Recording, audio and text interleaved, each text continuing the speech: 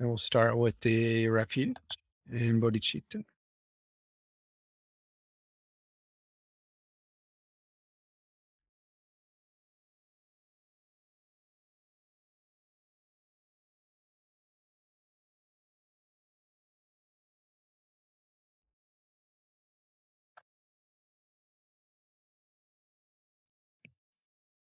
Yeah, so I finally figured out how to share my screen and see you guys at the same time. You would think I'd know that by now because I'm literally in Zoom all day long, but I figured it out. So that's kind of cool. All right. So you guys can see my screen, right? Okay, thanks. From now until my enlightenment, I take refuge in the Buddha, Dharma, and Sangha. By the merit created in this practice, may I attain the state of Buddhahood for the benefit of all sentient beings. From now until my enlightenment, I take refuge in the Buddha, Dharma, and Sangha. And by the merit created in this practice, may I attain the state of Buddhahood for the benefit of all sentient beings. From now until my enlightenment, I take refuge in the Buddha, Dharma, and Sangha. And by the merit created in this practice, may I attain the state of Buddhahood for the benefit of all sentient beings. May all sentient beings enjoy happiness and its causes. May all sentient beings be free from suffering and its causes. May all sentient beings never be separated from joyful bliss. May all sentient beings abide in equanimity, free of bias, attachment, and anger. May all sentient beings enjoy happiness and its causes. May all sentient beings be free from suffering and its causes. May all sentient beings never be separated from joyful bliss. May all sentient beings abide in equanimity, free of bias, attachment, and anger. May all sentient beings enjoy happiness and its causes. May all sentient beings be free from suffering and its causes. May all sentient beings never be separated from joyful bliss. May all sentient beings abide in equanimity, free of bias, attachment, and anger. This ground, anointed with perfume, strewn with flowers, Mount Meru, encircled by the four continents, surmounted by the sun and moon. I visualize this Buddha field and offer it. May all living beings enjoy the pure land. Idam Guru Ratna Mandala Kamniryata Yami. All right. So today is, we're going to be jumping into a heavy topic today, the topic of emptiness. So just full disclosure, like in the old Tibetan and Indian Buddhist traditions, this is probably a topic you would approach after like 10 years of institutional training. Okay. So it's something that it's very complicated, very complex, very deep, but just like anything that's kind of difficult to do in life, usually the results are commensurate with the the results are commensurate with the investment of your time and energy. So meaning if you put a lot of time and energy into it, you can have really wonderful results, very powerful results. So that's kind of a full disclosure about emptiness. And with that, I'm going to start up the slides and reshare again, apparently. So,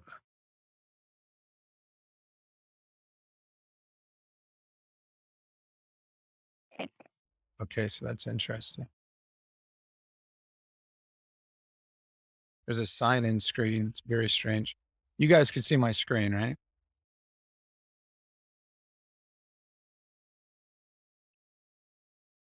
You guys hear me?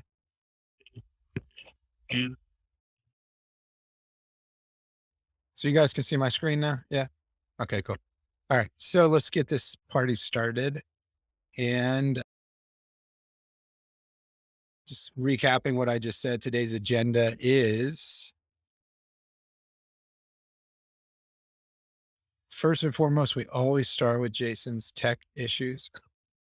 So I got the floating video panel showing up, and now I can't get the messenger to, how do I get the chat messenger to minimize? I do it before I should. Let's try it. Sometimes if there's something taking up a full screen in Zoom, if you hit escape on the keyboard, it will unmaximize it. Yeah, I got it. Apparently, when you start your Apple slide deck, you no longer have a cursor.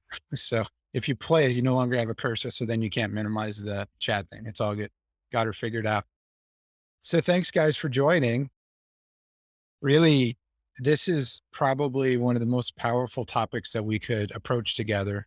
And I'm really excited about it. Normally, I always remind us, cultivate a pure motivation. A pure motivation is just love, right? It's just love and compassion for all living beings, thinking, may my, you know,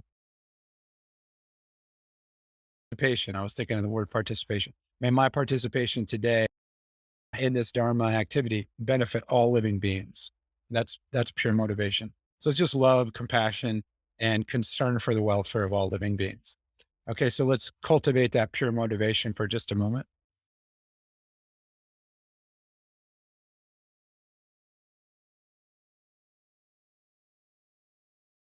Okay. And now we're on point 2 of the 7-point mind training.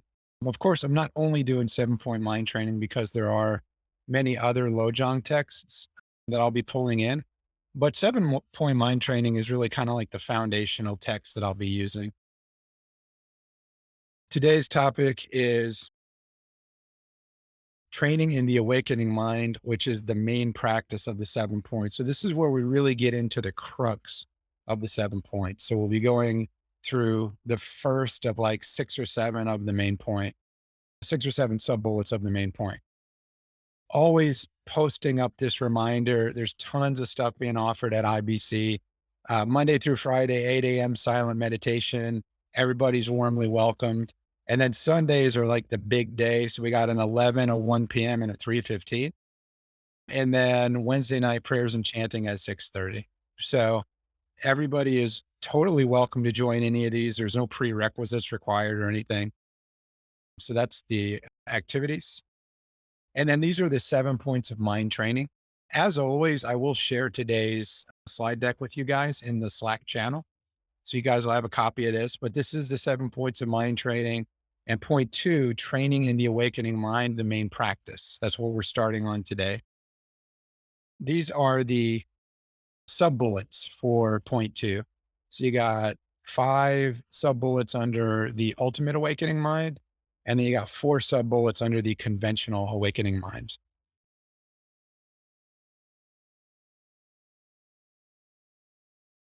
Now, the very first point is train to view all phenomena as dreamlike.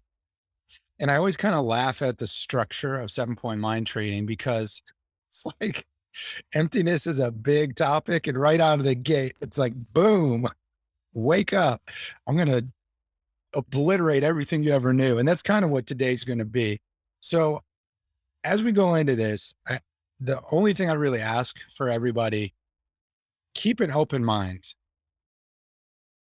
Keep an open mind. Try not to be resistant to what you're learning because it it's very, very powerful and eye-opening, and it could lead somebody to be resistant. So I've taught some people this before, and some people get resistant. Some people get a little offended. So some people get like, "Whoa, what does this mean?" It's my only request is just keep an open mind because what we're doing here is we're trying to topple the ignorance that most of us carry around 24/7. All day, every day, we walk around ignorant.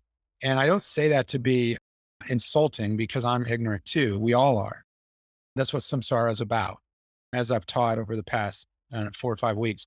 But keep an open mind and try to see how everything logically fits together because this is very logical, but it's a huge departure from our daily kind of what we've been taught. Okay. So train to view all phenomena as dreamlike is a big topic to unpack. First of all, I'll just say this. When we dream, right, we have all myriad of experiences. Sometimes they're great. Sometimes you're like, oh, this is the best dream ever. And then you wake up, you're like, oh, I wish I could go back to that dream. And then anybody ever try to go back to sleep and try to get the dream going again? It's because it was so great. Yeah, all of us have, right? But then sometimes you wake up from those dreams that are like, ooh, that wasn't great. Okay. So But in both cases, you wake up and what do you say? Oh, it was just a dream. It was just a dream, right? So dreams seem real when you're in them. There's a small percentage of people that can have lucid dreaming, and that's something that I certainly have not figured out yet. The Tibetans do, just FYI, Tibetan Buddhism is incredibly rich, way richer than you might be able to understand or any of us can understand. One of the things they teach is lucid dreaming. So literally there's teachings on here's what you do when you go into your dream so that you can be lucid and know that you're actually dreaming. And then some advanced practitioners can actually do meditation practices in their sleep. So I'm a long way from that. So I don't know what that's about yet, but the point is I digress and I have ADD. So stay on topic. So here's the topic. The topic is we go to sleep, we have dreams, and then we wake up and we're like, oh, it was just a dream. Okay. So this point is trained to view all phenomena as dreamlike. Okay. Here's what we need to understand. Dreams exist differently than they appear. The way their actual reality, the actual existence of dreams is discordant with how they appear to be or how they seem to be, right? So their existence or their appearance is faulty, misleading, and deceptive because they give this illusion that we are interacting with physical material items, right? When we dream, it seems like real life, does it not? I mean, some of it's weird. Like anybody ever have a dream where you're trying to yell and you can't yell? Anybody ever have a dream where you're trying to fight and you can't fight? That's the I'm a Marine, so I've had that dream more than I want to admit. And then you're trying to fight, and it's like you're trying to punch somebody, and this is not a positive thing, but I'm just telling you what I've dreamed. And you try to punch, and it's like 1/100th of normal speed. So dreams are just strange, but they really when we're in those dreams, we think that it's real life. We don't know the difference, right? That's what this point is all about. Trained to view all phenomena, meaning reality, trained to view everything as like a dream, in that it appears a certain way, but it exists totally different. So, as I'm going to present in these upcoming slides, we are in a cocoon of our own ignorance. And what that means is we we see the way things appear and we think that they exist the way they appear. We think what we're seeing is how things actually exist. But that's not true. And that misunderstanding is called ignorance, and that ignorance is responsible for all suffering. Okay? So again, keep an open mind, because how do I sit you down and tell you everything you ever learned was a lie? How do I do that without freaking you out? There's no way around it, but you'll see what I'm trying to get at. So nothing is as it appears. By the way, this is Manjushri. There's a myriad of deities in the Tibetan tradition, and every one of these deities has a bunch of symbolism, and that's one of the things I feel is very beautiful. I'm not going to get too into it, because literally everything you're looking at is it's like a 100-page teaching. That one image is like a 100-page teaching. But the bottom line is, the most important thing we need to understand as we go through today's teaching, the most important thing, nothing exists with an independent existence. Okay? Nothing exists independently. This will make more sense as we move forward and deeper into the teaching. But nothing has an independent existence. Now, this actually isn't complicated for most of you guys, because if you've been here for each session, remember karma? Everything we think, say, and do, thought, speech, and action, plants a seed, which becomes a cause for a future effect. That's karma, right? Karma is everything that exists with the exclusion of empty space. And there's two exclusions. One is empty space. Two is the nature of our mind, which is like empty space. With the exclusion of those two things, everything that exists is a dependent arising. That means it's an effect of a previous cause. Okay. So this is not necessarily brand new, but the way that we're going to approach it is we're going to go way deeper than we have in the study of karma. So the study of karma is every thought, speech, and action that I take plants a seed that will become the cause for a future effect. Okay. Whereas emptiness is talking about the results of those things. Emptiness is talking about phenomena and how they actually exist. So you could say karma is the front end. It's thought, speech, and action plants a seed that becomes the cause for a future effect. And emptiness is how do we look at phenomena, which you could say is the effects of karma? How do we look at phenomena? How do we look at reality? How do we understand reality in a way that is not plagued by ignorance? Okay. So nothing exists with an independent existence, which means nothing exists the way that it appears. Now, the symbolism here, his blazing sword is the realization of transcendent wisdom, which cuts dualistic appearances. So Manjushri's sword is cutting conceptual appearances. It's cutting the way things appear to our ignorant perception. Okay.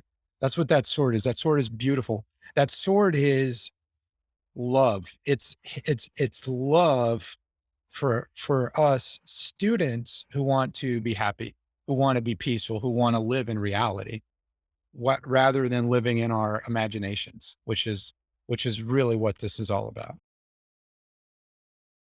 The flower. So his right hand holds the sword, the left hand holds a flower. Atop the flower is a sutra called the Prajnaparamita Sutra.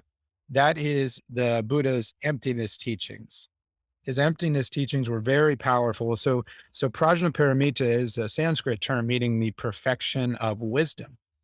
And emptiness, which is what we're going to be studying, is synonymous with wisdom, wisdom of reality. Okay. So the beautiful thing is all of Buddha's teachings had a single aim. And that aim was to provide us with wisdom. So out of the Buddha's compassion, he wanted to provide us with wisdom because all suffering is a direct result of ignorance. It's a direct result of a lack of wisdom. Okay. So this is a quote from Shantideva, and Shantideva is a highly prolific author. And he has a text called The Way of the Bodhisattva, which is a staple of across all the Tibetan traditions. Okay. So Shantideva says this entire preparation, the sage taught for the sake of wisdom. The sage is the Buddha. Okay. He taught for the sake of wisdom. Thus, one wishing to bring an end to suffering should develop wisdom.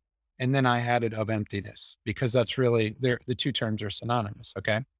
So now every scriptural pronouncement of the Buddha was aimed either directly or indirectly at attainment of wisdom. So literally, it's said the Buddha taught 84,000 teachings. Literally, all of his teachings had one single aim: to provide wisdom. Okay. So now we're going into a very direct teaching on wisdom, which is the study of emptiness. Okay. So just kind of warming everybody up for the journey that we're about to go on. Okay. So again, emptiness, or the perfection of wisdom, is the Buddha's innermost teaching, the innermost essence of his teachings. So you might argue this teaching is the most important teaching that we could ever study. Okay. It's not easy, but you could say it's the most important thing we could ever study. Now, why should we study emptiness? Why should we practice contemplation of emptiness? It's because it's powerful and it eliminates eons of negative karma, and it eliminates our present misperceptions of reality to free us from suffering, to free us from anxiety, anger, attachment, desire, obsessiveness, whatever unhealthy, afflictive emotions we have. Emptiness is like an atom bomb that can literally just demolish our suffering. Okay. So that's the reason that we want to practice. And again, emptiness is a very powerful tool to purify negative karma that we've amassed. Okay. Ooh, it incinerates suffering. Isn't that neat? Isn't that neat? Oh yeah, y'all like it. I see David. David's like, he did it. He did it. I was all excited when I found that. That's an Apple keynote thing. Oh, you know, the problem with this is I can't see the top of the slide. So I want to talk. And I'm like, what am I looking at? And you burnt the thing I was taking notes over. Now it's gone forever and I can't take a note over it. I'll show you again if you want. Let's go back. Here it is. Go ahead and take notes. And by the way, you guys tell me if I'm going too fast. And I really want questions. Okay. So if anybody has questions, shout them out. You got your notes down, bro? Okay. Yes, I'm good. I'm ready to hear about how we practice emptiness. Cool thing is you get to see this obliteration of suffering once again, 2 in 1. It's the best thing ever. It truly And is. now once again, I can't see the top of the slide. Zoom, you're killing me. I know what I'll do. I'll pull it up on my phone so I can do it in 2 places. All right. So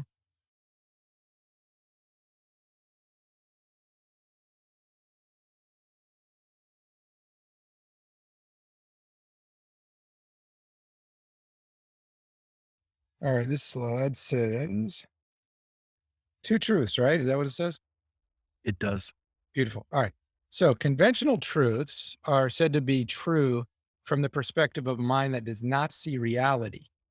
Here, things are true from the perspective of a mind that is contaminated with ignorance. So there's 2 truths. There's conventional truth and there's ultimate truth. So it's very, very important as we go into studying emptiness. Emptiness is not nothingness. And that's something that, you know, let's say somebody picks up a book about Buddhism and they start reading and they're like, oh, emptiness. Oh, emptiness. Oh, nothing exists. Oh, nothing matters. And that is in no way, shape, or form what the Buddha taught, at least the school that we subscribe to. I don't want to get too far into the philosophical traditions because that could be a 5-course thing. Bottom line is that we believe in the middle way of existence. You have 2 truths. You have conventional and you have ultimate. So in no way, shape, or form does emptiness suggest that things do not exist. Okay. So this is not a teaching on nothingness.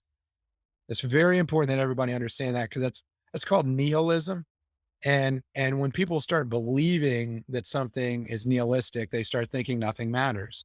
Why even practice? Because none of it matters, right? And that is not what this is about. So things absolutely exist in a conventional manner, but they exist discordantly with reality. I'm sorry, they appear discordantly with reality. So the conventional truth are true from the perspective of a mind that does not see reality. Here, things are true from the perspective of a mind that is contaminated with ignorance. Okay.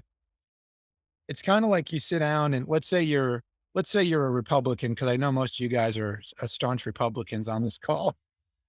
Probably not, but I'm being funny. So let's say you guys are Democrats and you want to sit down and have a meaningful dialogue with a Republican. Or vice versa, or you're a Republican, you want to have a meaningful dialogue with a Democrat. Right now, in this landscape of today, how realistic is it that you can sit down and have a respectable, intelligent, intellectual dialogue with somebody from the opposite party? Maybe you could find somebody that is open-minded enough to have that dialogue. Unfortunately, due to the landscape right now, it's not very realistic. Why is that? It's because there's deep ignorance in the minds of most people right now. Most people are highly biased. They have this multi-dimensional, you know, millions of particles of dust blocking their ability to see reality. Okay. So they're stuck in the conventional truth, which is the mind that doesn't see reality. Now, we talked about the conventional truth. So what is ultimate truth? Ultimate truths are true for the wisdom that directly sees the way phenomena exist.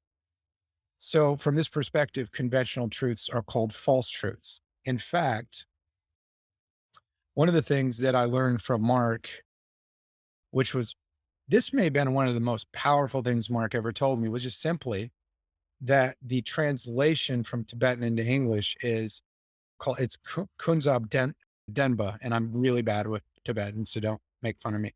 But that means false truth. So it's translated as conceptual or conventional truth, but a much more realistic translation is false truth. So this will all start to make more sense as we go deeper into the teaching. Now, the Dalai Lama has this book called Transcendent Wisdom, and it's a very powerful book. It's on the slide, and you guys will have a copy of these slides. It's very technical. So I want to be clear. If you run out and buy this book and you're new, you might end up being like, I don't know if I want anything to do with it. I don't know if I want anything to do with this Tibetan Buddhism stuff, because they're like they're all PhDs, and it is written in a very, very highly technical academic way. But it's one of those things that, so the teacher at Indiana Buddhist Center is Geshe La. He is in fact a PhD in Tibetan Buddhism. And the conversations I've had with him are like, when you first start hanging out around Geshe La, you're like, oh yeah, he's a guy, he's an Indian monk, and he seems pretty simple, pretty easygoing, makes a lot of jokes. And then you come back a few more times and he'll catch you slipping. He'll say something, you'll be like, well, what just happened? So he's incredibly, his level of knowledge is kind of blows my mind, to be honest. So this book he told me a couple years ago, I was at the center and I bought the book, and he said, you study that until you die. He said, you study that book for the rest of your life.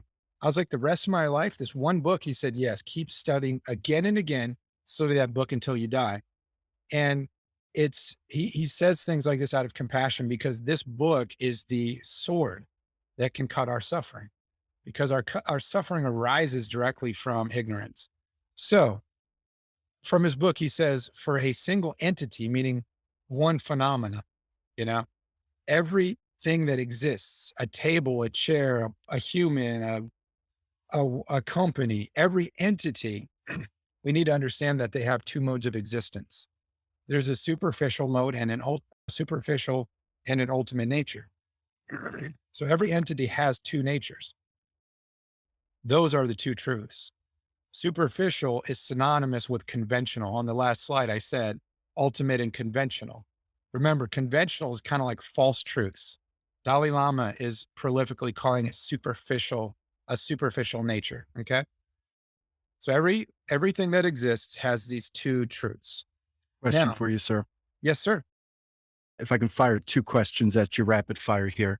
So we're talking about two truths. So in our Buddhist experience as a whole, are we going to pursue knowledge about these two truths and about ways of living in these two?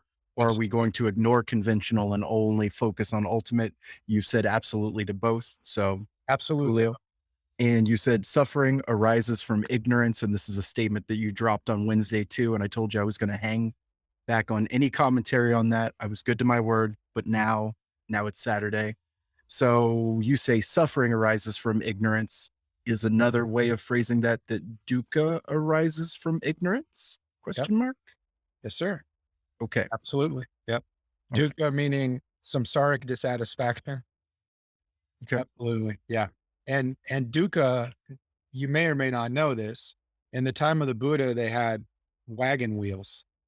And dukkha actually literally comes from the way that word originated, I learned, is in a wagon wheel, you have these spokes, and each spoke goes into a hole, right? In the outside of the wheel.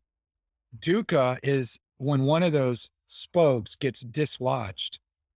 And then when you're riding in a wagon like this, you're just getting thrown around. It's miserable. So dukkha is this reality that everything we do, especially when we're focused on desire and, a selfish desire and selfish aversion or hatred or anger, when you're so locked into these two things, it's like riding in a wagon that's just throwing you all over the place. There's nowhere to find any peace. So do you feel it would be accurate to say that dukkha is a description of what the problem is and ignorance is why dukkha occurs? Yes, sir. Okay. Spoken like a highly intelligent individual. Oh, shucks, you're too sweet. Any other questions? Did I answer? Good. Oh, good. Oh, cool. Anybody else? Any questions? Do not be quiet. Do not be shy. If you have questions, just shout them out. Why is it important to know conventional truth if it's fake truth? Yeah, great question. So we live in the conventional world, Jason. So as we study this stuff, it's really important. Let's say each of us goes and, we're good little boys and girls, and we go and we spend an hour a day meditating on this, because I'm sure everybody will. But kidding aside, let's say we really focus on this, right? We really focus on emptiness.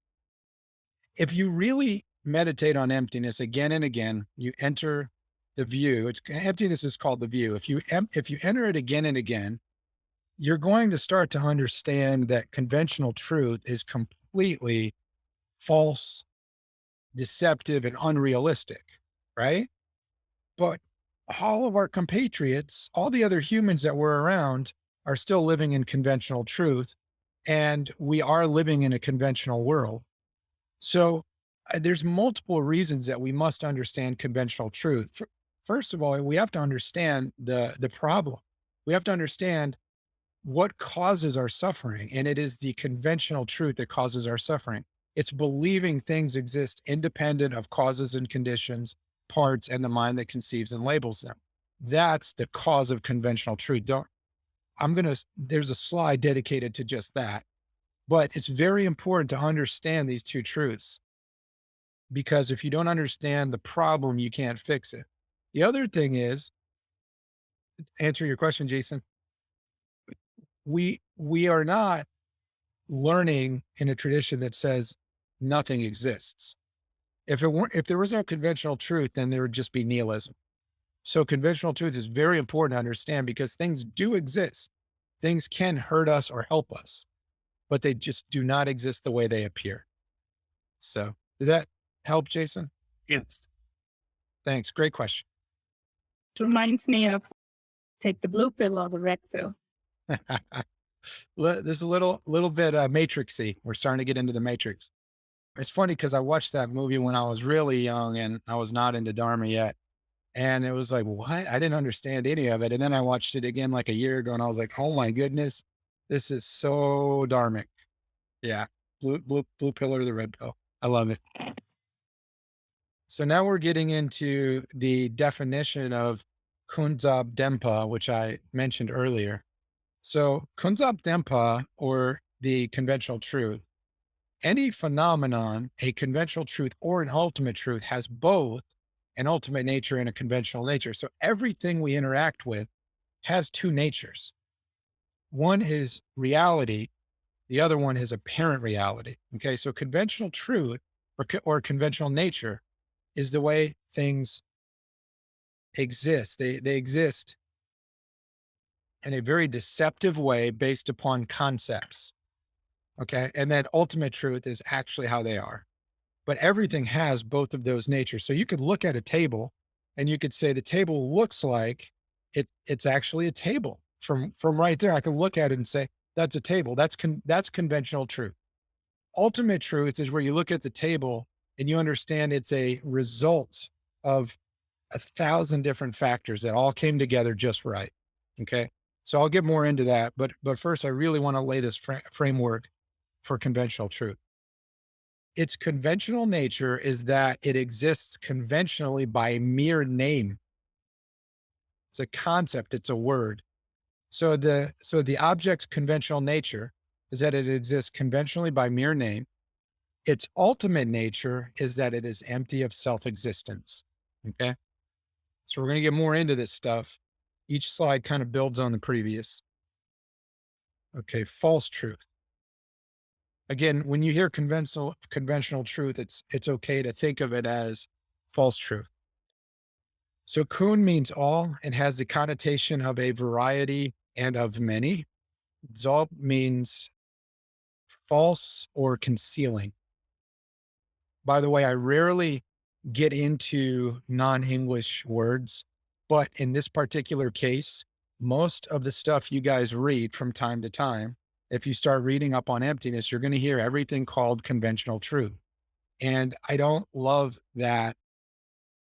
I really don't love that translation because it's not very, it doesn't express the real meaning of conventional truth, which is really false truth. Okay. The reason that conventional truths are regarded as false is because their way of appearing and their way of existing are totally discordant. They're not harmonious. Okay. They appear one way, but they exist completely opposite. Okay. Everything we see, everything we interact with in our lives is an illusion. It's a facade. And I'm going to explain how that is. Now, Denpa means truth.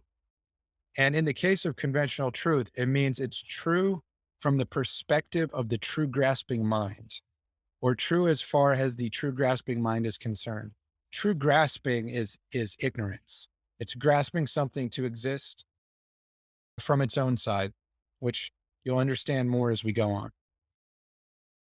In fact, nothing exists as it appears to the true grasping mind. So there is nothing that is truly existent. Truly existing meaning existing independently. Okay. Even though from the perspective of the true grasping mind, they are true. So the way we see things is not the highest reality. And that's why we suffer, because we see, just as an example, we see our coworker. This is a good one for me. Somebody I work with, we see them, they do something, they say something. And literally I sometimes tend to instantly kind of go from calm and patient to this. And this is not good, by the way. This is marine anger. So my ignorance of reality allows me to get mad or jealous or sad or whatever. All of the negative emotions that we each experience is a direct result to ignorance. It's because we don't understand reality. Okay. So things don't exist the same way they don't exist the same way they appear. Okay. Now, I'm kind of going through multiple definitions of the two truths because the two truths are kind of like the foundation. Once again, it's very important that we don't misunderstand emptiness. Emptiness is not nothingness. It's not hollowness. It's not, hey, nothing exists. That's not what it is. It's that things do exist, but they exist differently than they appear. There's two different ways to see reality. There's the correct way, which is actually seeing reality itself. And then there's a imagined reality, a synthetic imagined reality. It's like imagination. So the ultimate truth is the actual truth. And because the events that make up this world are dependent upon conditions. Remember, karma, we studied karma. Everything has cause and effect. It's just cause and effect. The effect is dependent upon the cause, right? If I hold up this mug and then I drop it, it's going to fall and it's going to spill my matcha everywhere. So there's a cause. The cause would be me letting it go. It doesn't just, if I let go of this, it doesn't sit here in the air and float, right? Because everything is a result of causes, causality. There's nothing in this world that doesn't have a cause, with the exclusion of maybe empty space. Okay. The Buddhists do believe empty space is basically a permanent phenomenon. So ultimate truth is that because the events that make up this world are dependent upon conditions, causes and conditions, they lack an independent self-nature. That absence of an independent self-nature is the essential mode of existence of entities. So ultimate truth is that phenomena are empty of independent existence because they arise based upon causes. Everything has a cause. Okay. So the mind that apprehends the ultimate nature, which appears in accordance with its reality, cognizes reality as it is. That reality is empty because it is devoid of the mode of existence that is to be refuted. And for that very reason, it's called emptiness. By the way, I love the wisdom that comes out of this book. I don't love the words because the words are very powerful, but they're highly academic. And when you start looking at this, you're like, huh? It's like, what? So bottom line, ultimate truth is seeing things the way they are Conventional truth is being locked up in the illusion of things and not knowing that you're locked up in an illusion. Okay. So conventional, therefore, phenomena exist by the power of consensus, not by their own intrinsic reality. The table, the computer or the phone that you're looking at right now is called a computer or a phone because some smart people got together a couple hundred years ago and created the English language. So we literally just label things and then they exist as those things. That's a part of it. So we're saying conventional truths, things exist by the power of consensus. Okay. Any questions so far? Did I lose anybody yet? Thus, when something appears either good or bad, it seems to have that goodness or badness as an essential trait. But if you inspect matters more closely, we see that it is fundamentally subject to change. So everything is impermanent. Those entities have two natures, one essential and the other superficial. So once again, main thing we all need to understand is everything has a conventional and an ultimate nature. By the way, this will make more sense in a few slides. And I kind of thought about doing this, the true truths afterwards, because it will make a lot more sense, but it's kind of the foundation and it's taught in this order. So I'm teaching it in the order that it's taught. Now, why should we study emptiness? Because it's the supreme wisdom that acts as the antidote for the fundamental cause of cycle of existence, namely grasping onto true existence and the instincts for such grasping, which are cognitive obscurations. Let me simplify this highly academic talk. Emptiness will kill your suffering. Emptiness will obliterate your suffering. Any afflictive emotions that we have, anxiety, depression, fear, addiction, obsession, whatever it is, pick a afflictive emotion. Emptiness has the ability to eradicate it because those emotions, the sadness, the depression, the anxiety, the suffering, the stress, they're a result of our misunderstanding of reality.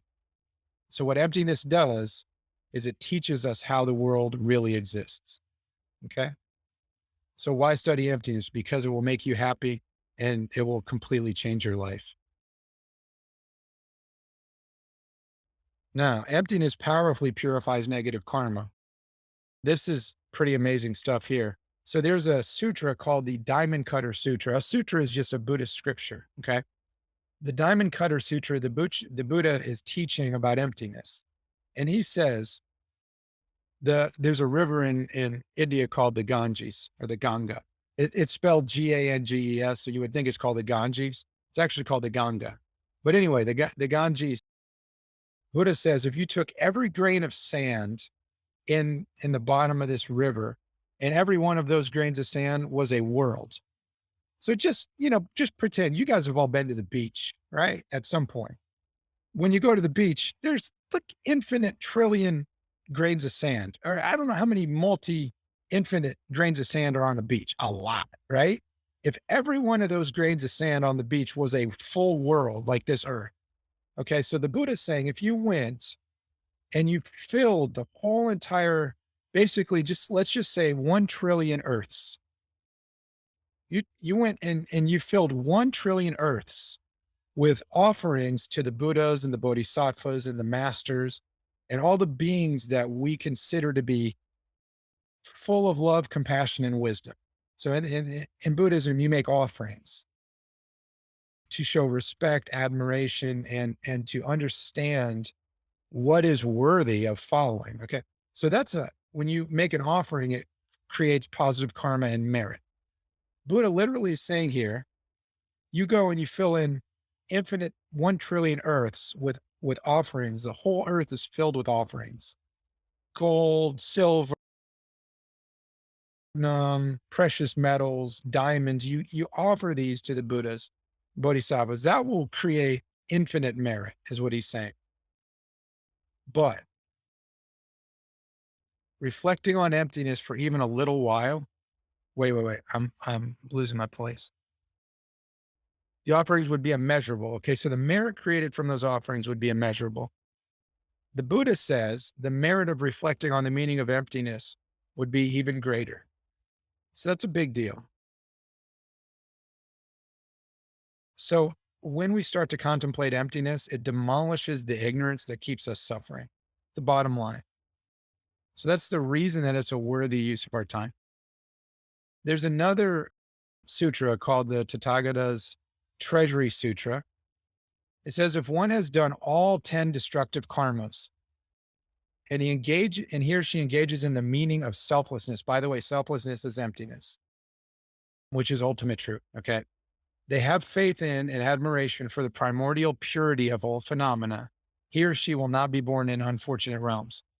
These 10 destructive emotions, I kind of covered these previously: murder, sexual misconduct. What was the third body? Anyway, basically the 10 worst things you could do. They're in a previous slide. Those things can be purified by focusing on emptiness. So emptiness is very powerful because it can purify our mind streams and help us stop suffering and quite honestly, stop hurting others. By the way, these are killing, stealing, sexual misconduct, lying, divisive speech, harsh speech, idle talk.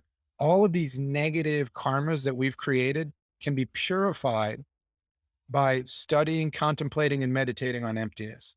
That's why it's so powerful. Now, how does it fix negative karma?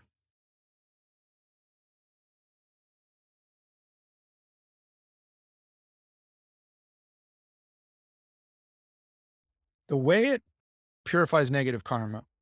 So the objects of ignorance grasping true existence, true grasping, mistakenly appear to be truly existent. Again, truly existent means independently existent, which I'll be showing you guys a slide in just a couple more slides that clarifies all this stuff that you're probably confused about already. So objects appear and they seem like they exist independently from their own side. What happens is because we think these things are real, then we create negative karma with anger, attachment, delusion, jealousy, pride, all these things. Okay. The reason we're doing these things is because we misunderstand how things are. So we accumulate the 10 non-virtues based on the assumption that the objects are truly existent. If we were to think that these objects are not truly existent, we would not harm that. We would harm the grasping. So what we do is when we study emptiness, we're literally attacking the root cause of our suffering. That's the simple answer. So if we harm the view that misunderstands reality, then what happens is you're going to slowly start to burn away the suffering. Okay. So self-grasping ignorance, the afflictions, and the destructive karmas are all harmed. There's a great analogy. If you remove the canvas that you're painting on, you can't paint anymore. If you take a table and you remove the table that a bowl of fruit is sitting on, the bowl of fruit can't be on that table anymore. So that's what the study of emptiness does, is it removes the canvas that our suffering is painted on. Now we're starting to get somewhere. By the way, total side note, I'm sitting here teaching this class and I get a text from some random Buddhist friend that it's a group text I'm on. And he says, remember guys, things are not what they seem. By the way, he's not in this class.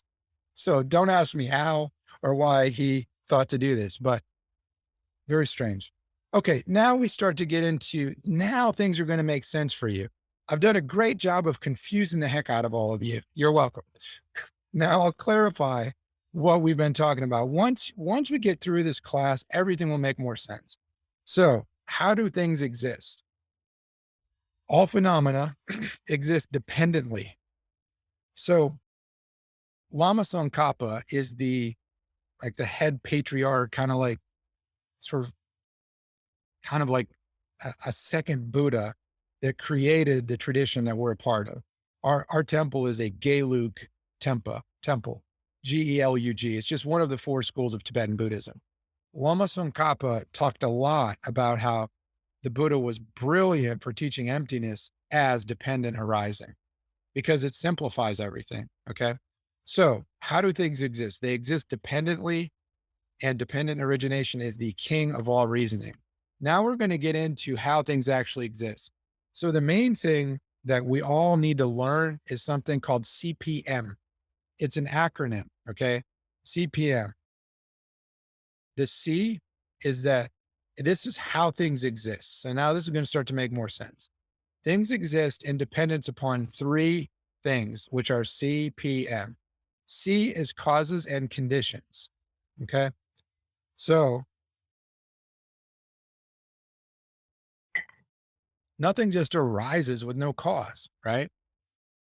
I'll give you guys clear, well-defined examples on the upcoming slides. Nothing exists with no cause. So phenomena exist in dependence upon causes and conditions. For example, every one of us is a human. We have a human body. That means a mother and a father came together and a sperm and an egg met. And then, that started our human body's development. Okay. We did not just poof and suddenly we were here, right? That's not how we got here. So causes and conditions, parts. Okay. When you look at a human or what's labeled as a human, okay, when you look at a human, it has what? Head, eyes, nose, mouth, ears, a neck, shoulders, chest, torso, legs, feet. Those are parts. If if something existed and it didn't have any parts, there would be no attributes or characteristics for you to say, oh, that's Jason, right?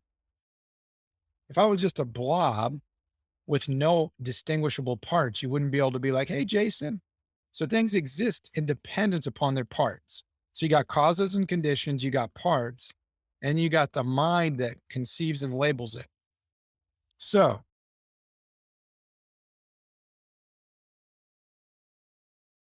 if there's no mind to see Jason and say, oh, that's Jason, right?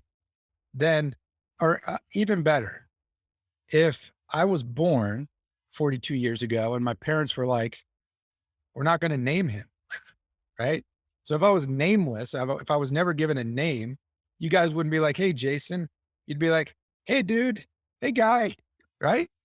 So phenomena exists in dependence upon conceptual labels, words. We, we impute a word onto a item and that brings it into existence as that item. Does that make sense? So this is the most important thing that we all have to. So really, you guys, if you really want to learn emptiness and study it, this is the most important slide. You have to memorize CPM. If you don't memorize CPM, this is all worthless information and you're going to see it and it's not going to register. It's not going to, it's not going to logically make sense to you. The only way to really learn emptiness is you have to learn this, and then you can start to meditate and apply it. You can go around applying it to everything you see. Okay. But without this, you're going to be lost at sea, for lack of better words. Okay. By the way, what time is it? Let me see.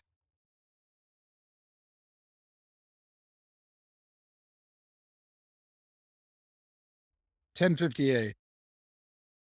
You know what? I think I'm going to do like one or two more slides and then we'll take a restroom break. Is that cool with everybody?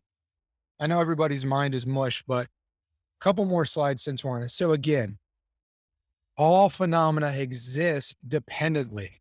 Nothing exists independently.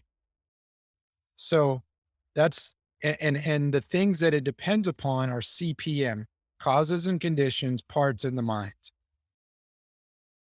And if you need a acronym, I don't know why I came up with this, but I came up with an acronym that's very hip hop.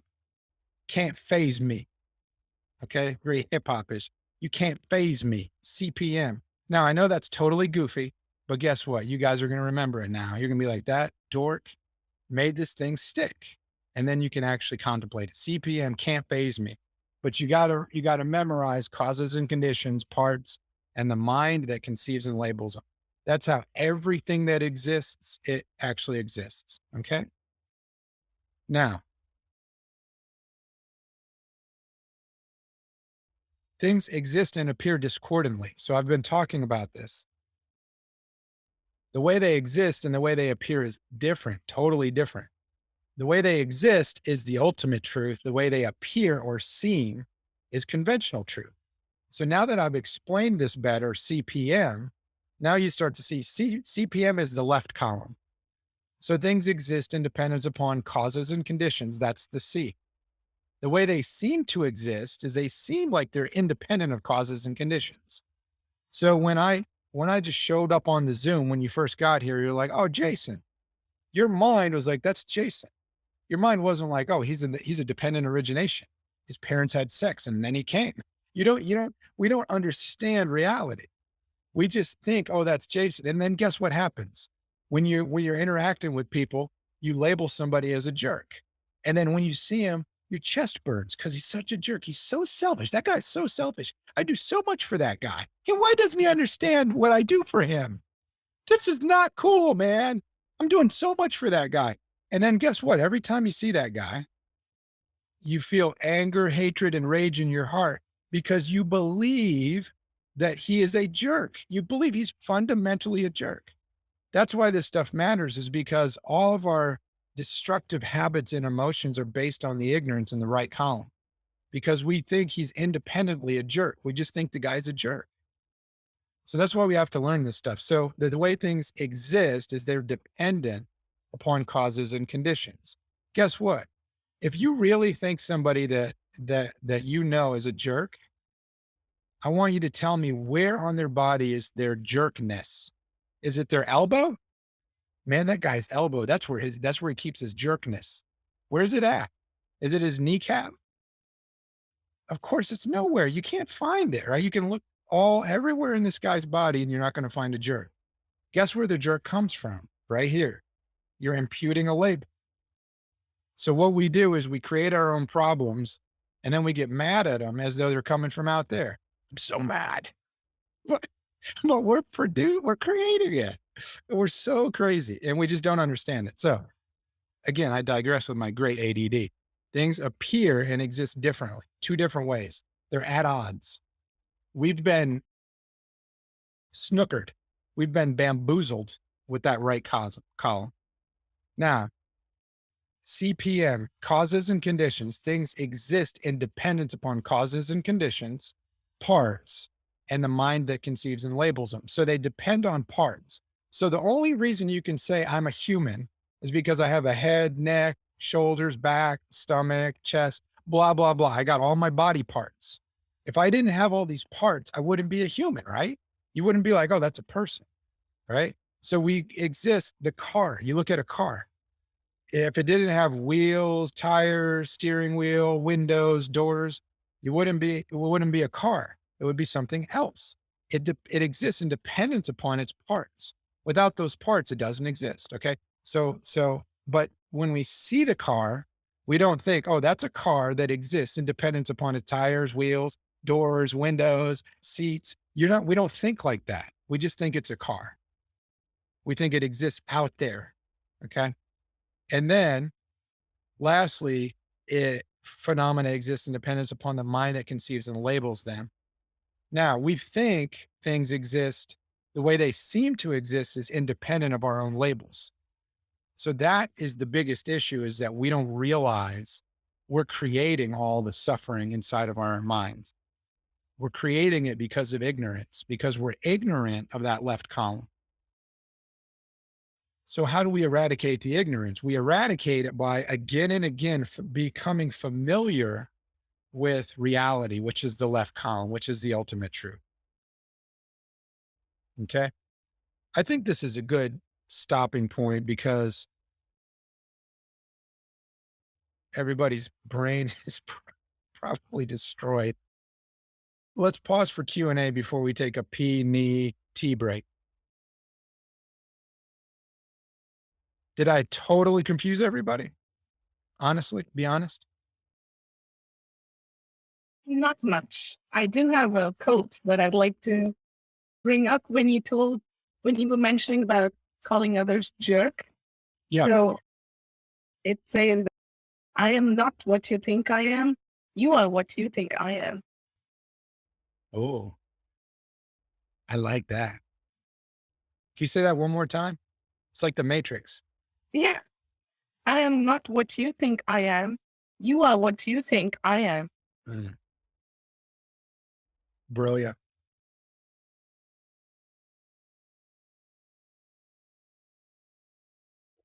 Because when I'm calling somebody a jerk, where's that jerk coming from? It's coming from within me. I'm seeing that person and I'm judging them. And then I'm calling them a jerk. So I am the jerk, not them. I'm the jerk. The jerk, the idea of them being a jerk is coming out of me, right? I love that quote. That's beautiful. Yes. Thank you. That's really wonderful and appropriate to this teaching.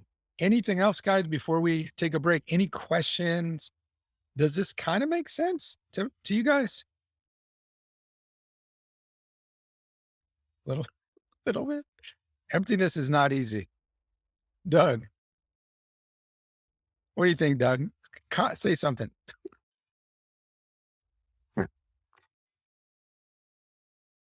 Yeah, no, it's something that you have to hear and you have to think about it for a long, long time. And and you have to have those little arguments with yourself, right? You have to say, well, this doesn't make sense, and you think about it and you think about it, and you sort of resolve one item, and then but then you're like, oh, okay, I'm okay with that, but then this other thing, and you just have to do that for years on this.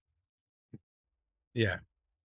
And the reason it's so complicated is, first of all, there's a lot of info to go through.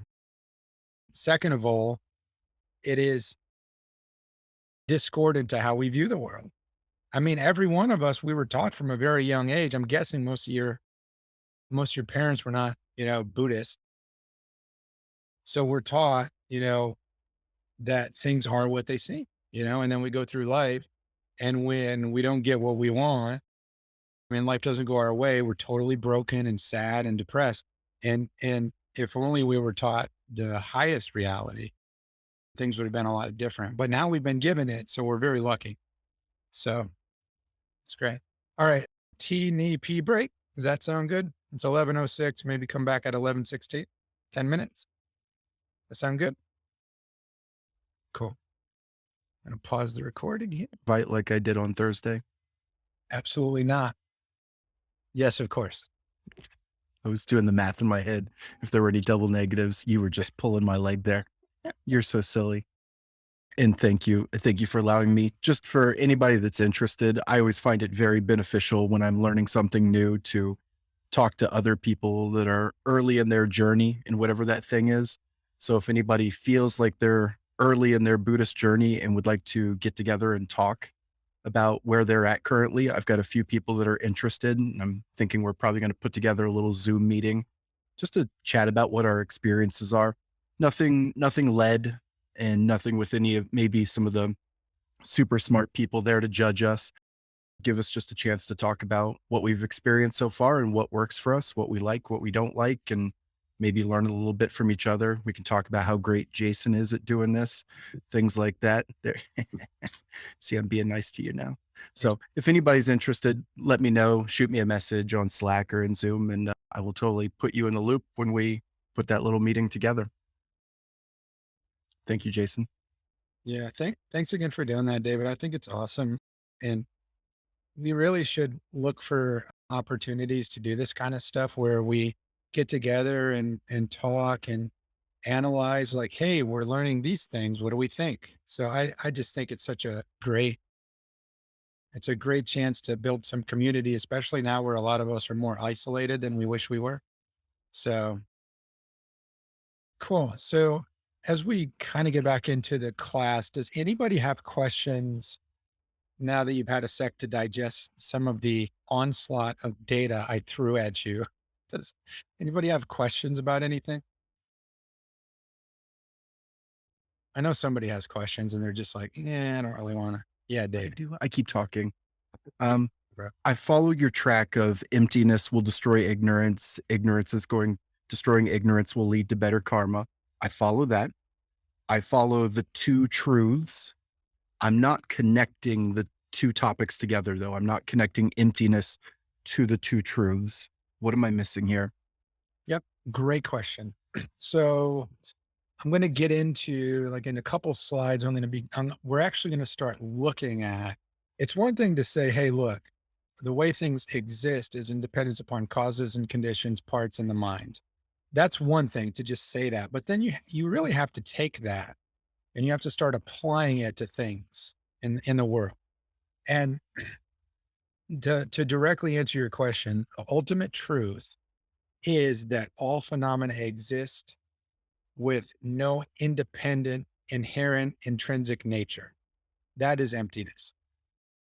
So, so when we talk about emptiness, things are empty of an independent self-existence. So what things are empty of, actually going back to the slide that we're on, this is a perfect segue. What things are empty of, I'll show you guys.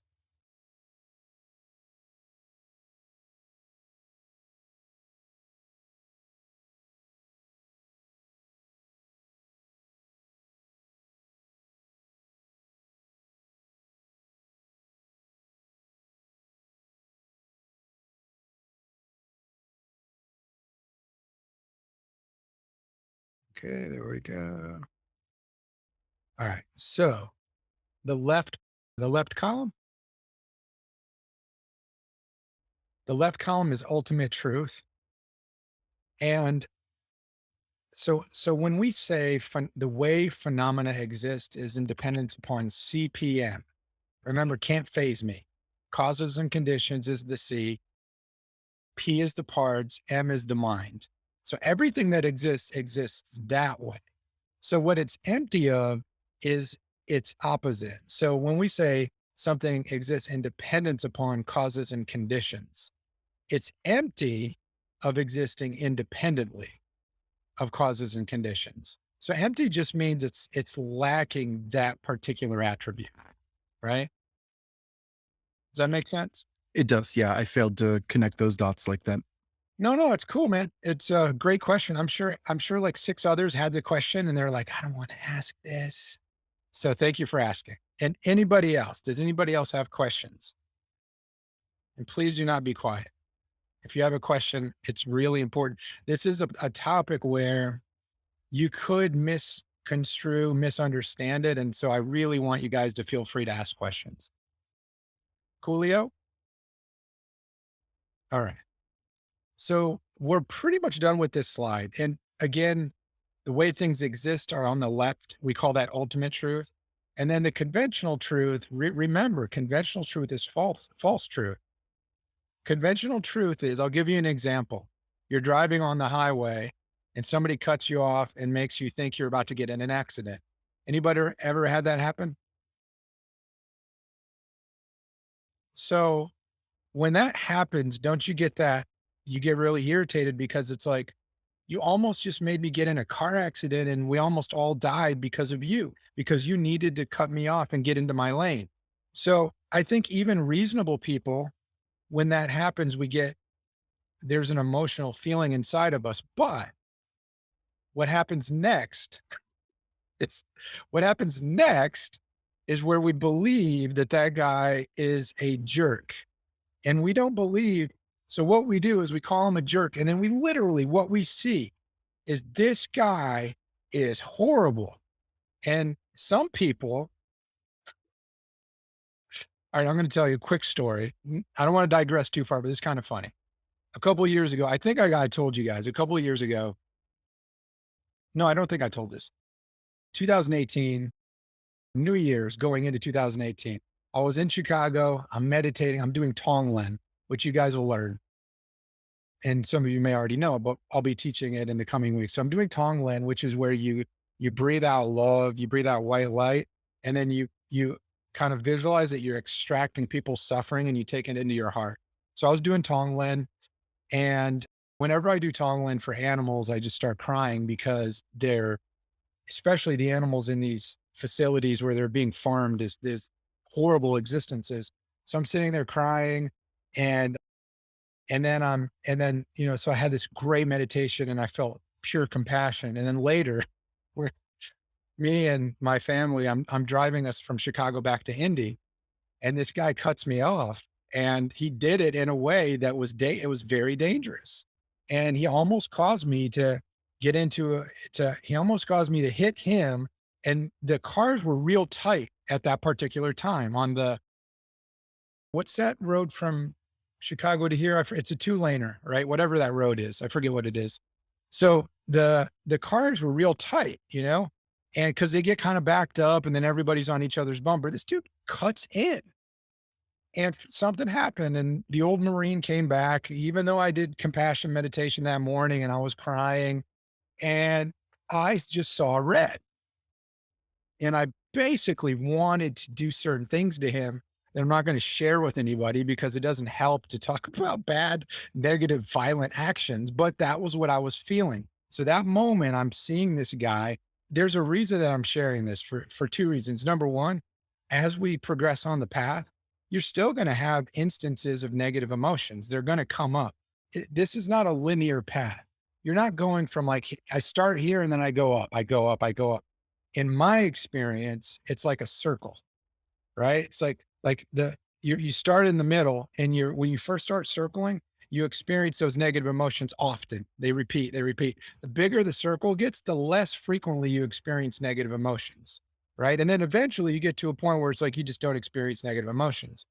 Anyway, so the 2 reasons I'm sharing this story, number one, as you continue, especially if you're new, as you continue to study, meditate, and build love and compassion, it doesn't mean you're just suddenly never going to be mad at somebody again, right? It's just, that's not realistic. So that's the first thing. And don't think that there's something wrong when that stuff comes up. It's just natural. We need to keep purifying. But the second thing is, when that happened to me, and everyone here has anybody here never been mad? Can you raise your hand if you've never been mad?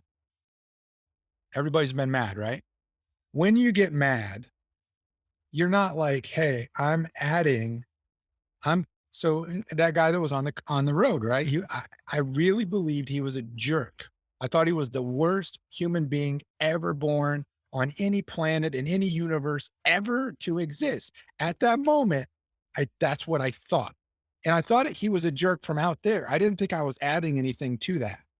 But now if you look at that, how many times has somebody cut in and you're like, sure, go ahead, sir, please, by all means, right? We've done that before too. And why? So then why is for this particular guy, he cut in and then I lose it in my mind?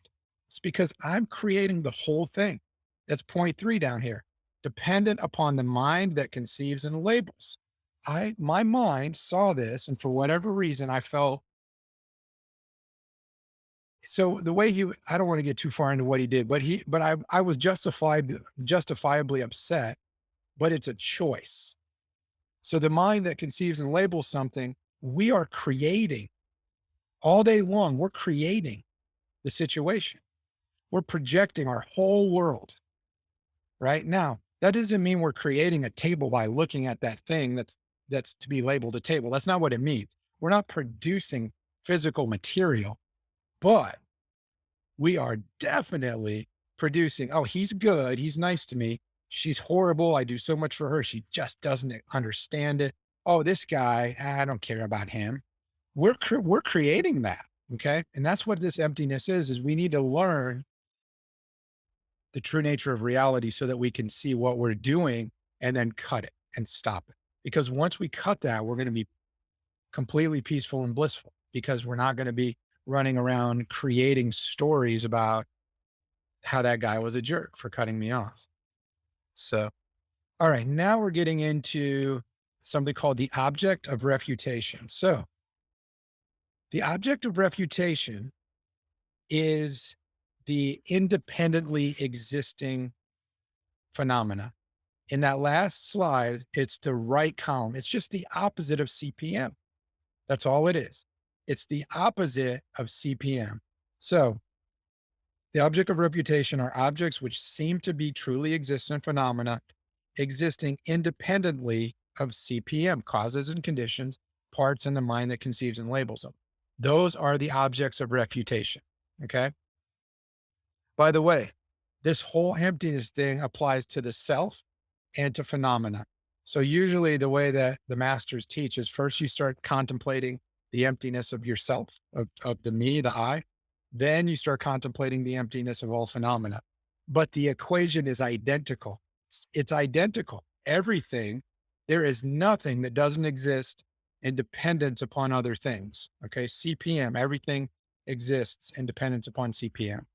So what we're trying to refute is you have to get really, really familiar.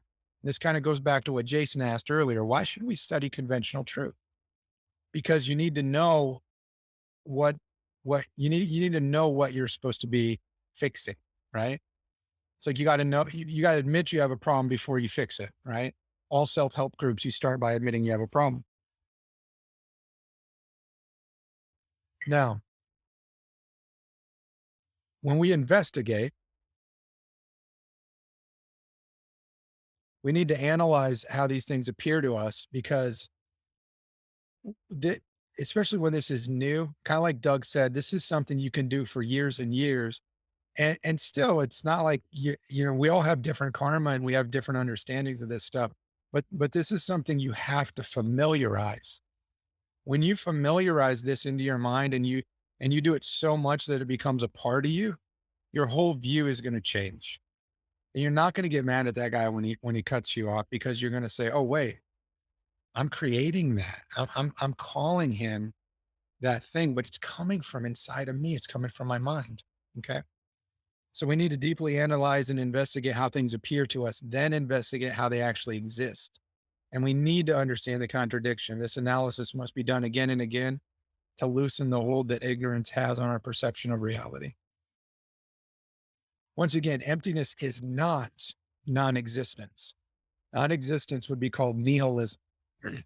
And the reason that it's really important that we don't start thinking this is non-existence is because if you think something's non-existence, you start thinking, oh, it doesn't matter. I'm just going to go out on the road and play in traffic. I'm going to go jump rope in traffic.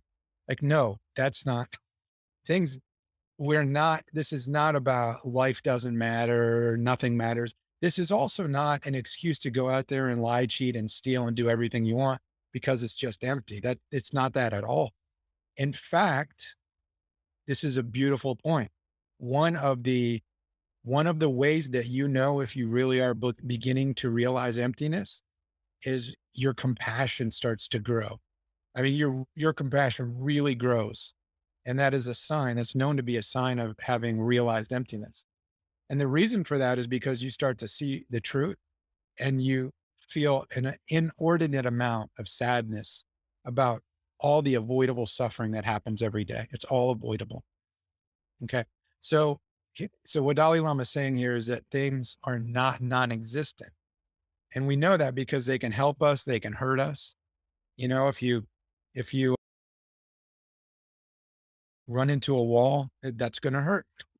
It's not like, hey, the wall's empty. Doink. That's not what this is at all. Things still exist conventionally. They still perform a function. A wall is holding up a building. And if you run into that wall, it's hard and it's going to hurt. So that's not what emptiness is. Emptiness just means there's two different ways to view reality. And we cause all of our suffering by seeing things incorrectly. Okay. So just again, making really sure that we all understand emptiness is not non-existence. And once again, Dalai Lama is paraphrasing Nagarjuna, and he's saying, if you just reflect on the fact that the premise upon which I argue for emptiness is dependent origination, that alone reveals that by emptiness, I do not mean nothingness. Emptiness is not to be equated with mere nothingness. It is simply the absence of inherent independent existence. So the fact that emptiness is dependent origination or dependent existence, it's obvious that it doesn't mean nothingness because we're saying that things exist as a result of a cause, right? We're saying everything that exists has causes and they're the result of causes, right? So again, just making sure we don't go off and start thinking, oh, nothing matters. I'm going to go down and rob the liquor store because Jason said it's empty. That's not it. That is not it at all. Emptiness just means CPM, causes and conditions, parts, and the mind that conceives and labels. That's how things exist. Now, one of the really beautiful quotes that I like is Shantideva says that emptiness is like the mother of spiritual awakening. When you hear things like this, you really should pay attention. Like, oh, this great master is saying this is the mother of spiritual awakening. That means it's it's the end all be all of spiritual awakening. So emptiness is so important and so powerful. It's not easy, as you guys have seen. Your heads have been all discombobulated for the last hour because it's not easy to learn. But it's like a nuclear bomb to eradicate suffering. That's really what it is. And this slide really tells the story. The Buddha taught 84,000 teachings because there are 84,000 mental afflictions. And those 84,000 can be condensed into 6 or 5: anger, attachment, delusion, jealousy, and pride. That's the 5 poisons. Anger, attachment, delusion, jealousy, pride. I have it listed differently. But those 5 are then condensed down into 1: self-grasping ignorance. That's the mind that sees things as the opposite of CPM. It's the mind that sees the guy that cuts you off and thinks he's a jerk from out there and that you didn't put any jerkness onto him. Okay. So this is why emptiness is a highly worthwhile way to practice. Okay. Now the good stuff. Now we start doing examples so that this can kind of make more sense for us. So how does a tree exist? Now, when you see it, it's just like, oh, that's beautiful. Look at that beautiful tree, right? That's just what we think. But the way it actually exists and the way it appears are 2 different things, right? It appears one way, but it exists in a different way. So now we're going to go through some examples of how things exist. And I encourage everybody to spend time after this class, spend time sitting in meditation and sorting this out, reflecting. And it's so easy to reflect on this because you can look at your own life, look at myself, look at the house I live in, look at the job I have, look at my family, husband, wife, brothers and sisters, everything that you interact with, TV, when you're watching movies, you can use this stuff. You have to apply it. If you just leave this on the slide, you will not get anything out of it, literally nothing. But if you start applying it, you'll notice a perceivable difference. So the tree the tree exists in dependence upon causes and conditions. What are the causes and conditions that cause the tree to arise? There was a seed that was planted in soil, right? We all know this. This is how trees and plants grow. Seed, there's water. There had to be enough water and moisture for the tree. Sunlight. The soil had to be the right mix or chemical properties in order for a tree to grow. And temperature. There's probably more, by the way. I'm not very good at science, but this is the gist of it, right? Now, that's the C of causes and conditions, and you can apply this to anything. You can apply this to your phone or computer that you're looking at right now. What were the causes and conditions of that phone or computer? There was an assembly line. There were a bunch of people designing it. There was a whole company thinking about how to produce this thing. They had to go and get the natural resources, the metal and the glass and all this. All this stuff comes together. Everything has causes and conditions, right? Make sense so far? Everybody with me? Any questions about the causes and conditions for the tree?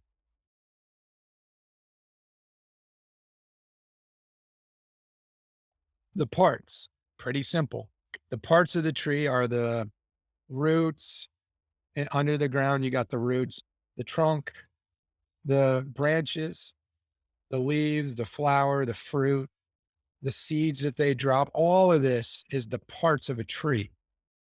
Now, the tree exists in dependence upon its parts because we would not call it a tree if it looked like a big, giant 100-foot block of ice.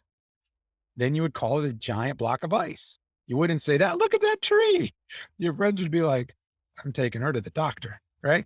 They would say, I mean, that's how it works. You look at the parts, you look at the characteristics, and those characteristics are the cause for it to be considered a tree. It exists in dependence upon those parts, right? It's pretty simple, right? No? I'm seeing some confused faces. Does anybody have questions about the parts? Now, the mind that conceives and labels them. This is your mind becomes aware of the basis of designation. By the way, if we really want to be technical, that is not a tree. That is the basis for designation, tree. There's something there, but it's not a tree until I say tree, right? You have to see this thing, which is called the basis of designation. You could also call it the base to be labeled. There's a teacher named Lama Zopa Rinpoche, and I really love some of his books about emptiness because he says, go around and just look at everything and say, that's not the wall, that's the base to be labeled wall. That's the base to be labeled Tonka. That's the base to be labeled a Buddha. By the way, Buddhas are empty.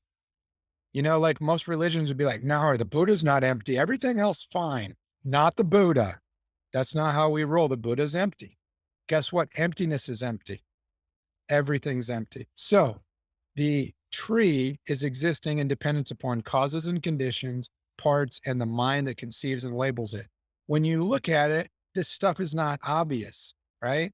We're not like, oh, that's a basis for designation tree that I'm imputing the label tree onto. That's not how we're thinking about it, right? And remember, the guy that cut me off, I wasn't like, I'm gonna impute the label jerk on you if you're not careful. That's not how you think. You're like instantly enraged. You're not thinking or sad or lonely or whatever. Pick a mental affliction. They don't come up because we realize the mechanics of how they come up. They come up because we're ignorant of those mechanics. Does everybody understand this now that we're going through some real life examples? Any questions? Okay. Now, so we just went over how the tree actually exists. How does it appear to exist? Because this is the object of refutation. The object of refutation is the false view. We have to repudiate or refute the false view that is really driven by our ignorance, by our not understanding the reality. So here's how it seems to exist. First of all, when we look at something, they seem to be independent of causes and conditions. We look out there and it looks like that thing that you would label a tree is out there just existing on its own. It looks pretty sturdy. If you push it, it won't fall over. Seems like it's independent to me, but that's not how it is, right? Because we just went through the example. The seed, the water, the moisture, the soil, all that stuff is what caused this and allowed this tree to arise, right? But it doesn't seem that way. It doesn't appear that way. So remember, this point that we're on in the 7-point mind training, trained to view all phenomena as dreamlike. Okay. When you're in a dream, it seems like everything is physical. It seems like you're in real life, but then you wake up and it's like, oh, that was just a dream, right? Same thing here. The tree elusively appears as though it's independent, but it's not independent. Okay. Parts, although we see the parts of phenomena, we don't consciously think that the entity exists in dependence upon its parts. We just see it and think tree. That's all it is. We just see it and we think it's a tree. But in reality, what makes a tree a tree? It's the branches, the trunk, the leaves, the whole thing. All of those characteristics make it a tree. That's why when you see that tree, you're not like, hey, Jason. You're not calling the tree Jason because we have totally different parts, right? Pretty simple, I think. And then lastly, the mind that conceives and labels them. We don't understand. There's a typo there. We don't understand that entities exist in dependence upon our conceptual labels. We think they exist independently out there at finger point as self-existing, self-sustaining entities. So essentially, the tree is empty of independent existence. It is not independent. All of these things come together in order for it to be a tree. It's a conventional designation. It exists in dependence upon CPM, okay? But it doesn't seem to exist that way. That's the problem. All right, now let's get into some people. how does a person exist? First of all, causes and conditions. Sperm and an egg come together. I think we all know that. We learn that fairly young. The mommy cares for the child. Daddy does too. No offense to the dads. Mom and dad care for the child. The baby needs food, water, shelter, clothing. Everybody kind of knows how this thing works, right? So that's how a human comes into existence. When I got mad at that guy on the road, I wasn't like, I'm mad at whatever that is. It's a result of a sperm and an egg and a mom and a getting fed by the baby bottle. I wasn't thinking that way. I wasn't like, this is a optical illusion that I'm looking at. I was like, you're a jerk. And so that's why the ignorance is it operates because we can't, or the suffering, the anger, the attachment, the delusion, the jealousy, the pride, this stuff all operates because we don't realize the truth, right? So humans, this is how a person exists. The parts, head, arms, torso, legs, feet, toes, nails, skin, hair, teeth, blood, urine, feces, semen, oil, fat. There's all kinds of stuff inside this body. These are all the parts that make up a human. When you see somebody, you're not like, oh, that person has feces inside of them. That, I mean, did I say that out loud? I wish I didn't, but that's reality, right? It's just nature. But we don't see that way, especially when we're looking at somebody, a guy or a girl we think's attractive. Oh, I bet you're not thinking that way, right? You're not thinking about the reality of the body. And the book that the Shantideva book, where the Dalai Lama book I was showing you guys, he talks about how the human body is impure, but we look at it and we think it's pure. We're intoxicated by it.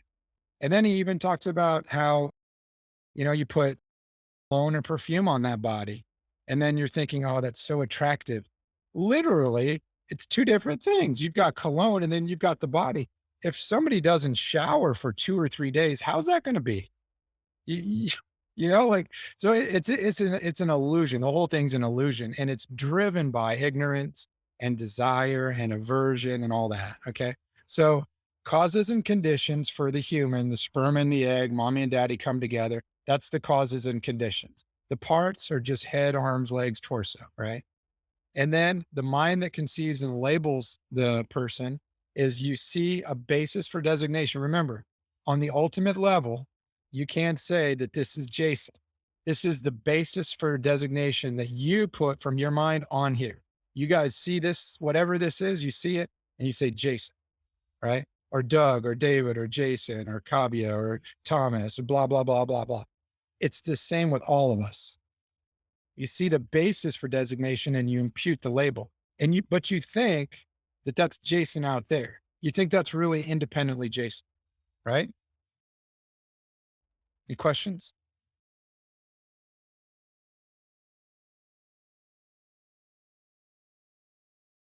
This last one feels like the toughest one. The idea that for something to exist in the ultimate truth, there must be some sort of acknowledgement from a third party. That's what it sounds like. Yeah. And so you have to look at the situation, and there's a difference between existing in dependence upon and producing. So we're not producing with our labels, right? But if, let's just say theoretically, the name Jason didn't exist, would you be calling me Jason? Or let's say theoretically, you couldn't see and you couldn't hear because you had, issues with that. If you can't see and you can't hear, and then I'm standing here, would you be like, hey, that's Jason? You can't really label me Jason because there's no awareness of that Jason. So it's almost like it's so simple that it seems complicated. So nothing, think of it this way, right? Let's just say theoretically, hypothetically, there was a corpse and I was, instead of like this pretty Buddhist stuff back here, there was a table, there was a steel table, and we were in a mortuary, a morgue. and there was a corpse right here. Okay. Just, can you guys all kind of visualize that? Okay. If I were to ask you, what do you think this corpse's favorite song is? What would you say? Does he like Sinatra? Maybe a little hip hop, rock and roll, classic rock? What do you think the corpse's favorite song is? Anybody? It's a little bit of a trick question. Stairway to Heaven. Stairway to Heaven. Great I song. don't know, I'm just guessing. Great song. So, no pun intended. So, the corpse's favorite song is not Stairway to Heaven. As great as that suggestion is, only because the corpse has no awareness. The corpse doesn't have a favorite food, a favorite song. The corpse cannot call me Jason, can't call you David. It can't call any of us. It can't study. Now, the mind that left the corpse is doing something out there in the next life, but the corpse is not able to perceive and label. So if that corpse can't perceive and label, then how can I be Jason when it's sitting there in the same room as me? The only way I can be Jason is if somebody comes up with the words JASON in the alphabet. The alphabet gets created by humans, by the way, somewhat arbitrarily. Hey, let's create a code. Let's create a secret code that allows us to communicate so that we can get things done faster. All language is a older version of computer programming. That's all it is. It's a symbolism. It's like a special key to speed up our ability to interact with each other as humans, right? So the problem is when you see me, you fuse the basis for designation, which is this thing. Let's just say the nameless thing right here. You fuse this with Jason, right? That's the issue, is you're fusing the label and the basis to be labeled into one, not understanding that the label's coming from you. Does that help or no? Kind of. I think I've got a lot of studying on that one. The idea that part of your existence is based off of us around you. That it is Yeah. dependent on us. I'm gonna have to think about that one for a minute. Yeah, it's a little bit deep. It's the very nature of reality that we're talking about.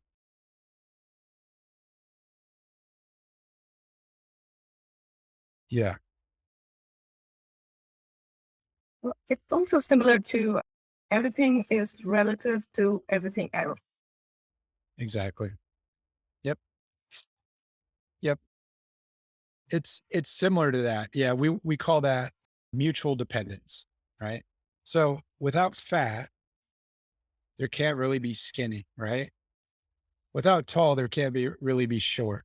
If there was no fat, you wouldn't even know what skinny is because you wouldn't have a frame of reference, right?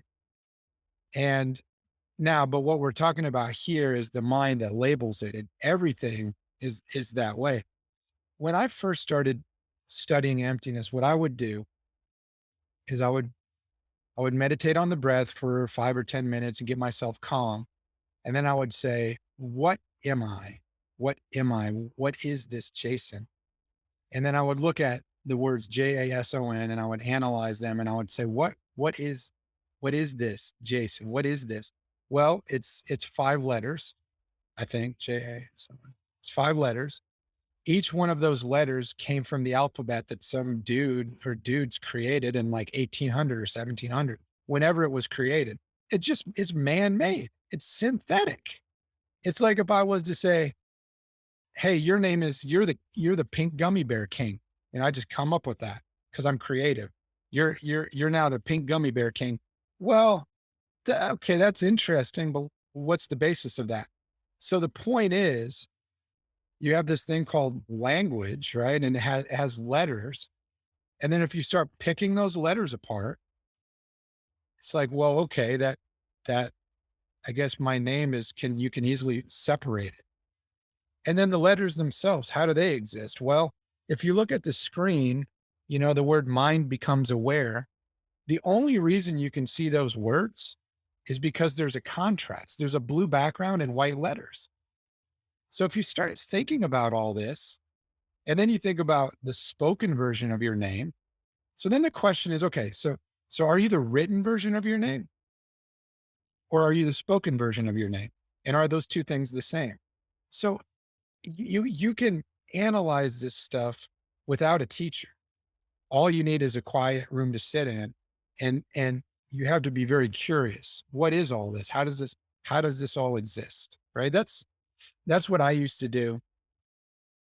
So your name, the letters of your name, the spoken word of your name, and then what about the thought of your name? What does that even look like? Can you take a picture of that thought? This is how you break it down and you start analyzing. And it's that CPM that's the framework.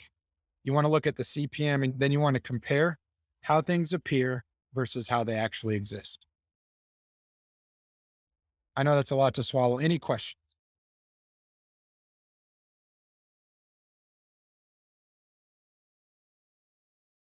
Everybody's good?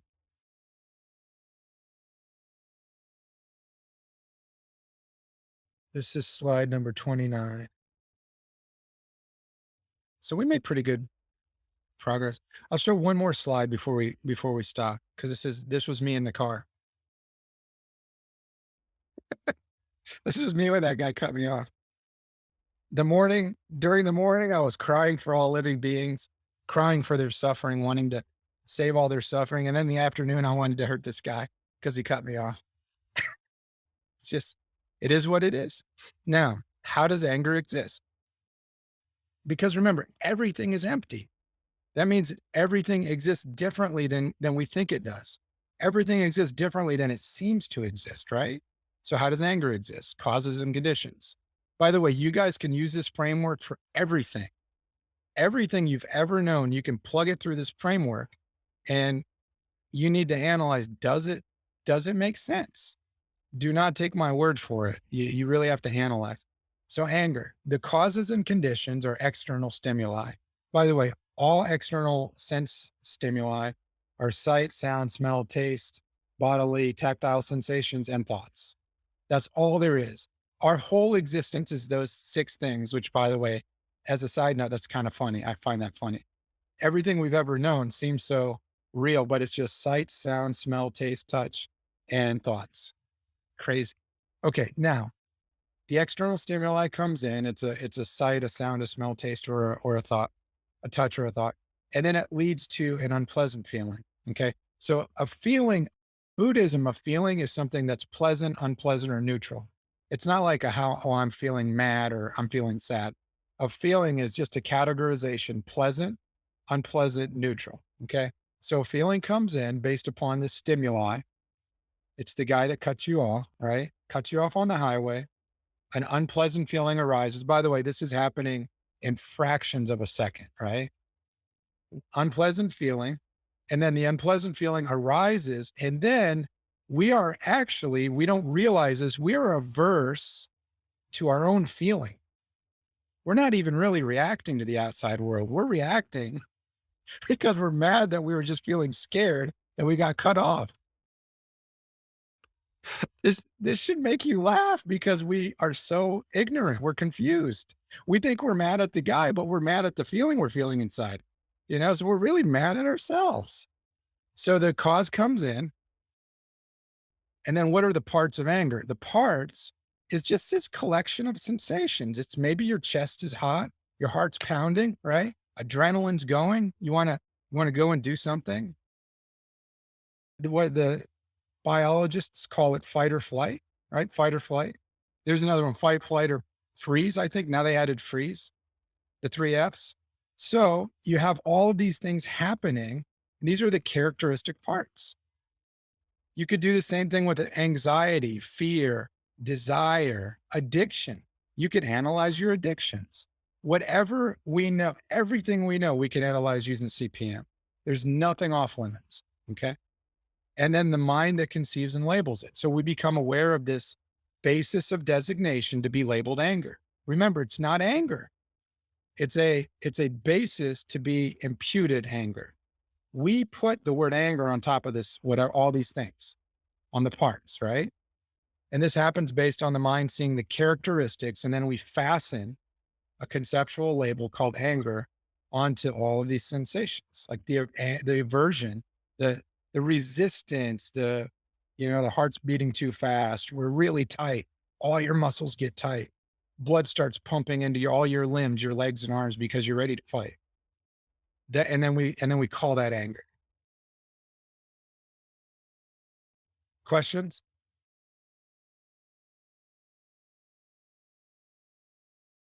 No? Does this stuff make sense, or is it like totally like a foreign language?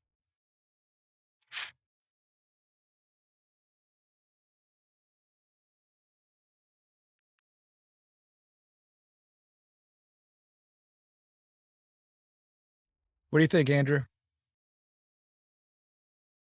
Oh, I was on a call and missed the last probably 15 minutes of that. I'll have to go back. So I Okay. don't know on that one. What about before the 15 minutes? I mean, it makes a lot of sense. It's stuff that I've been working on, and that we've talked a little bit about during the morning meditation and stuff. And I mean, it definitely, it can be frustrating initially to kind of try to look at things with the reality that, like, the way we're interpreting it is our projection, because then it forces us to take a little bit more responsibility for ourselves. But like, I've found that the more I commit to it, it's, while it was initially a little bit frustrating, it's been relieving. The more I commit to it, the more I kind of let go of my perception of things and just kind of realize that that's bullshit, and try to see things for how they actually are, or just to let go of it altogether if I'm kind of feel like that's that part, it's a little too much, just to kind of put it out of my mind for now. It's just, it's relieving because I don't sit and stew on it all day. I get more stuff done. I'm not upset about stuff that I shouldn't be upset about. So, I mean, the practice has really helped me out a lot. So, I love it. Thanks for sharing, bro. That's great. Anybody else?